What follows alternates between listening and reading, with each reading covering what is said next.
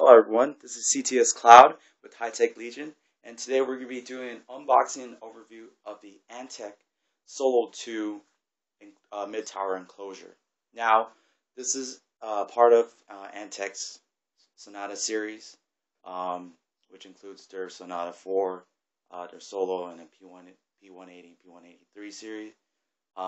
This is the successor to the Solo model, which is also a mid-tower, so this is kind of like a refresh. Now, the package comes in just as is, as you can see here, weighing in about 23.6 pounds.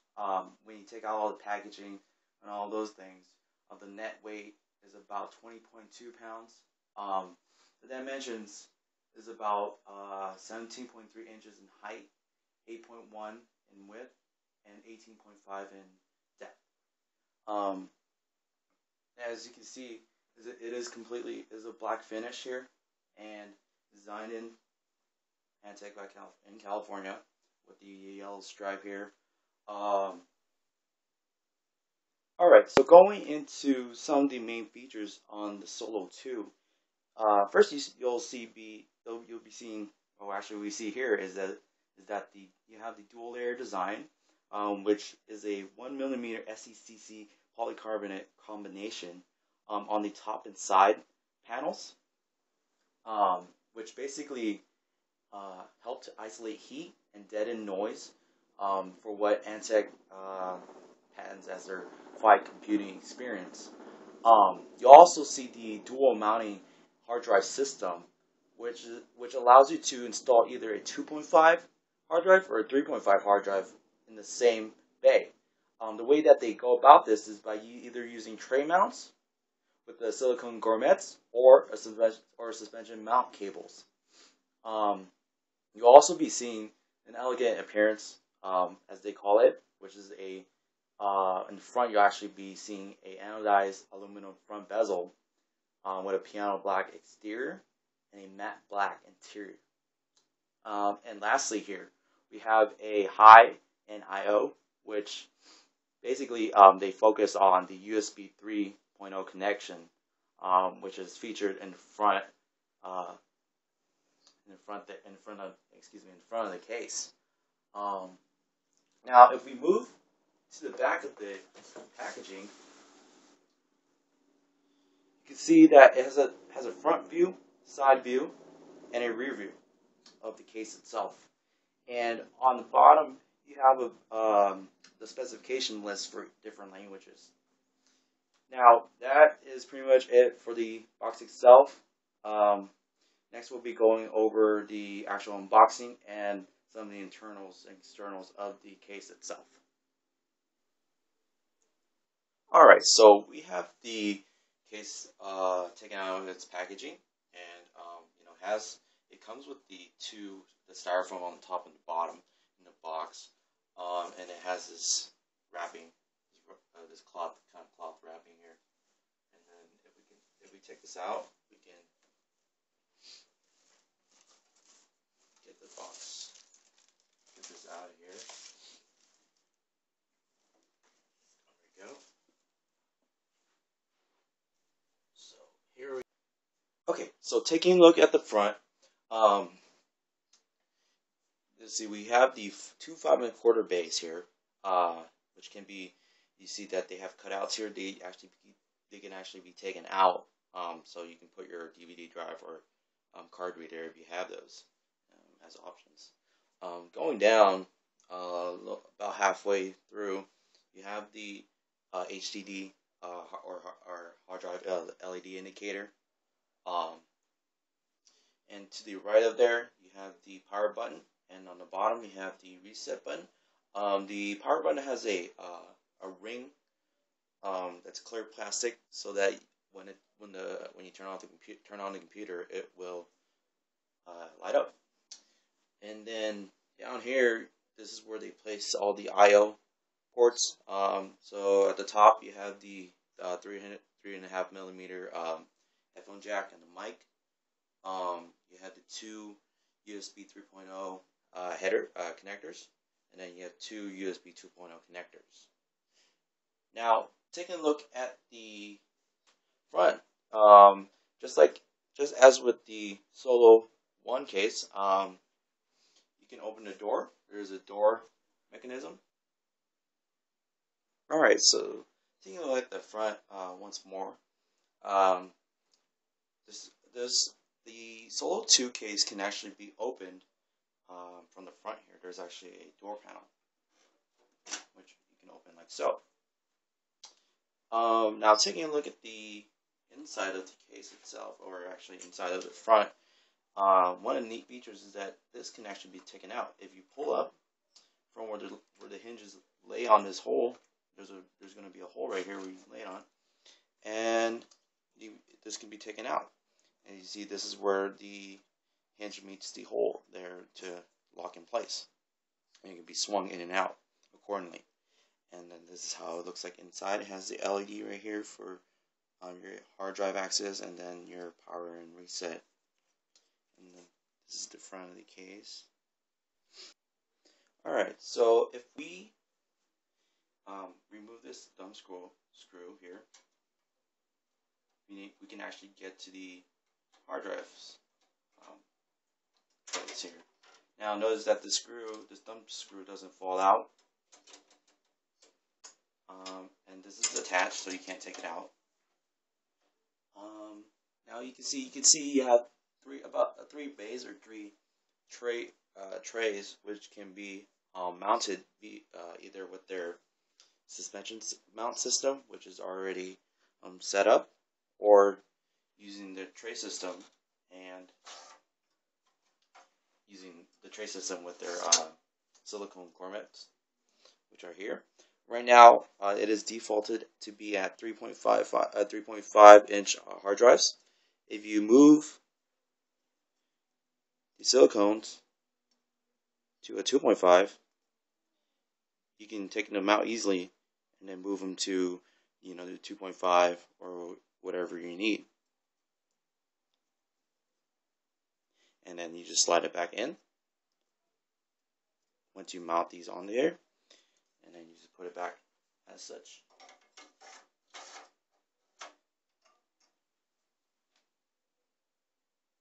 Now the second slot doesn't have anything that can be opened, but there's plenty of space down there for a fan, and as such, that's why they have these holes here.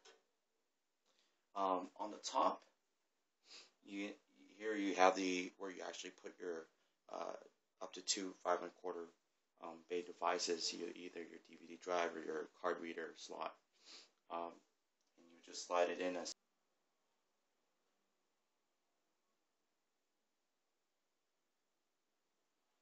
Alright, so taking a look at the top first, we have a mesh-like ventilation hole or area here. It's open because you can actually put the power supply at the top. It's actually only a top mounted power supply, and then your power supply will exert heat out, which will go through here, which makes it easy for airflow purposes. Now, taking a look at the side panel, the thumb screws for this case is actually bolted on. It's on there permanently, and it's kind of like a spring-loaded as well. And if we take a look at this side, here's the SECC polycarbonate sheet here, and this is for the to reduce noise. So, and it actually has this on both sides of the case, and we'll see later how it does in noise testing.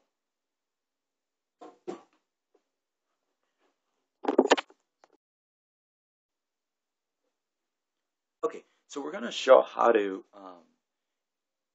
take apart the quad fan that Antec has included here.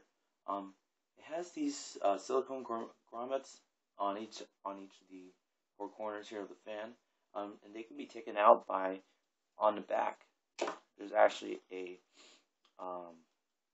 thumb here that's holding this in place to see that you can't move it. And what you do is that you pull this up a little bit, and then you would help push the tail in, like so, and then you can pull it out.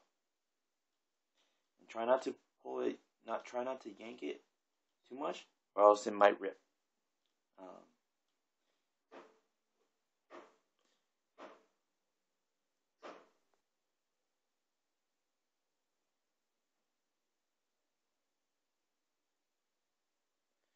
Alrighty, so let's go ahead and take a look at the inside of the case itself. And right off the bat, you can see that you have the cage here for the hard drives, and I've noticed that you can actually pinch this little plastic piece here. You can actually yank it out, like so. You can actually take it out. These are for the suspension mounting that we saw earlier. You can actually take it out completely, like so. And then you can leave that. You can take it out from both sides and then put this back in if you don't need to use that.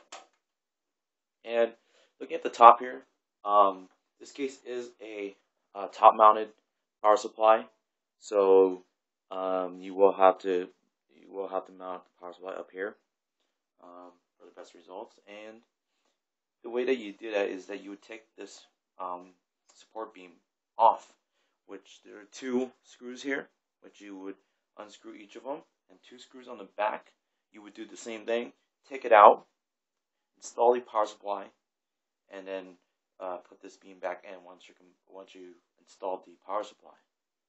Now, as you can see it back here, we have first of all, we have the 4 motherboard standoff here, and then they can be placed anywhere where there's holes here, you can see.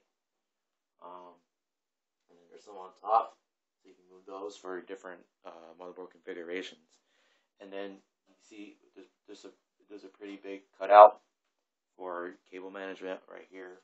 Or actually, this would be for your CPU cooler, so to get to access of it in the back when you put your motherboard in. There's one right here. There's another right here, right behind the where you put the hard drives. Now, there's also these brackets, mounting brackets. These are specifically for your 5.25 bay devices, such as your DVD drive.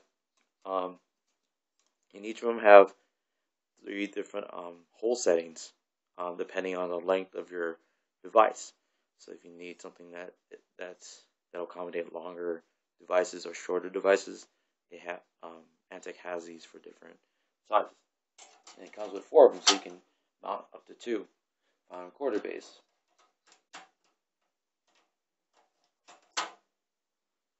Next, we have the 7 expansion slots here. It's pretty standard for a mid-tower case. And then, as I mentioned, you have the TrueQuiet fan on the back here. It only comes with 1. It doesn't come with any other fans besides this one. So in the front, if you want to put, you can put up to 2 120mm fans as well.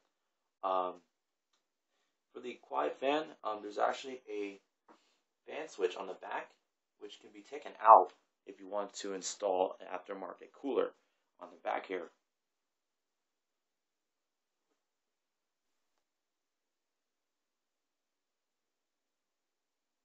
Alright, so let's go and take a look at what cables you'll be getting for the front panel. So as you already know, we have 2 USB 3.0 ports and 2 USB 2.0 ports. And for the USB 3.0 port, this Antec provides a USB 3.0 header, which if you have a newer motherboard, you'll find on the motherboard there. You just plug it in there. And let's see here. We also have your USB 2.0 port, which is your standard USB 2.0. It's the regular pins there. You also have your AC97 header and your HDA header. both of which are used for your audio jack ports, so your 3.5 millimeter microphone headset. Now, let's see here, for the other cables here, you have the hard drive LED indication there. Let's see here. You have the power switch, the reset switch, and your power LED. Now, going to the back here, Antec also has a dedicated 2.5 mounting on the side here, so you can actually, if you look at these holes that are protruding into the case, you can't kind of see it, but it's behind right here where the cables are. See the hole? So you have the 4 holes, which can be mounted onto the backside of the case using the mounting screws provided. And that is about it.